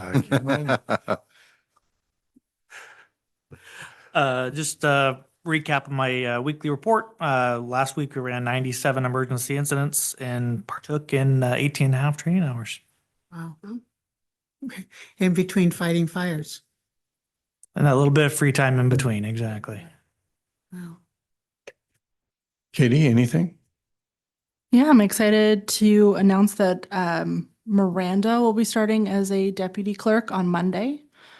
So she and I will be doing a lot of training here the next couple weeks. So excited to have her come on board. And then just a reminder that we have a lot of board and commission vacancies right now. We're not getting applications coming in. We have no one on the Community and Economic Development Board. So we really need to start pushing, letting people know that these are out there. I've got it on social media. They're up on the reader board next to Walmart. Trying everything we can. The Sunnyside Sun did a article. So anything we can do to get these positions filled would be greatly appreciated. Thank you, Katie, for doing all of that. I know that we had a conversation, Katie, this week in regards to those vacant positions. We did go ahead and put down what they consist of, correct? Yes. Yeah. So on Wednesdays on social media, I have a post that goes out with all of the boards. And then every Friday and Tuesday, I believe, I have scheduled specific posts for each board. So it lists like what their purpose is. To hopefully get that information out. Thank you for doing that. Mayor, Chief had a. Oh, Sorry, I yes. just want to, Katie, if you'd like to get a hold of Gabino on that, we can get those added to our reader board by the post office as well. Thank you, Chief. Okay, real quickly, I'm working on labor contracts. We have 8 labor contracts that were due this year. And that's an excessive amount. So I made a request to 5 of those Teamsters to get a 1-year extension on that contract. And that'll include a COLA for those who haven't already received a COLA through the remainder of the year. And then a modest increase in 2027 until the new contracts are approved. So what that'll do is divide up a good portion of those in different years so that we're not doing them all at the same time. And that leaves 3 remaining interest arbitration contracts, which is for police, fire, and public safety supervisors that I'll be working on through the next course of several months. You've received some information on the recruitment brochure that we have, the profile. I've made some edits to those. I haven't redlined those. I probably should do that. So I'll submit some edits that you might take a look at to see if you would prefer those. Coming up workshop, as was previously mentioned, Adam is going to be here to provide an update on our finances. Public Works is going to have a session to talk about our water and wastewater systems.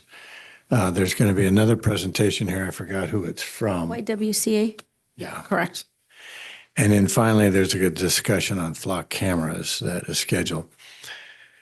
Then on August 21st is our priority budget workshop that we discussed, and we haven't set a time to start. It was proposed that we start it later in the morning, maybe 11 o'clock, 10 o'clock, and just go through the afternoon, late afternoon on Friday, the 21st. So any guidance from the council on time preference, starting the time? That'd be good. Is that okay with you? What time did you say again? You said 10 or 11? On Friday, the 21st. Right. What's the latest we can have? And just asking, but that way I can move my schedule. Well, we can pick any time we want. It's, we're selecting Friday for him to come, and I'm just trying Can to, we do 12 o'clock? Are you guys okay with that? we could go like noon to 5 or something like that if you want. Are you guys okay with that? That's fine with me. Yeah. Well, I think I had mentioned the last time that I actually had a prior engagement on the 21st, but I could do it early. I think the reason why we also didn't do it on the 14th, I think Counselor Dolan had something to do on the 14th and he wasn't going to be around. So I think I also agreed to do it on the 21st if we could do it a little early I'll work around my schedule. or a little earlier. We'll adjust our schedule for you. Yeah. Well, I'll Will we just, For have all- this at the I'll do community flex center? time for a at work. couple of us. I'll flex Excuse my me? time. Will we be having this at the community center? I thought it was here. No. Oh, is it here? Gonna be Okay, here. I was just Gonna making be- sure because I Gonna didn't. be here. I thought I 'cause would have to schedule. we can so. stream it Okay. and have it recorded. So I'll confirm the start time, but put that on your calendar for the 21st of October. August. That's all I have.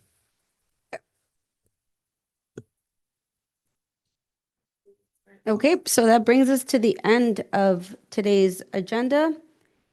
If there's no objection, we will go ahead and conclude this meeting. Any objection? Okay, we'll go ahead and adjourn at 8:02 p.m. Thank you.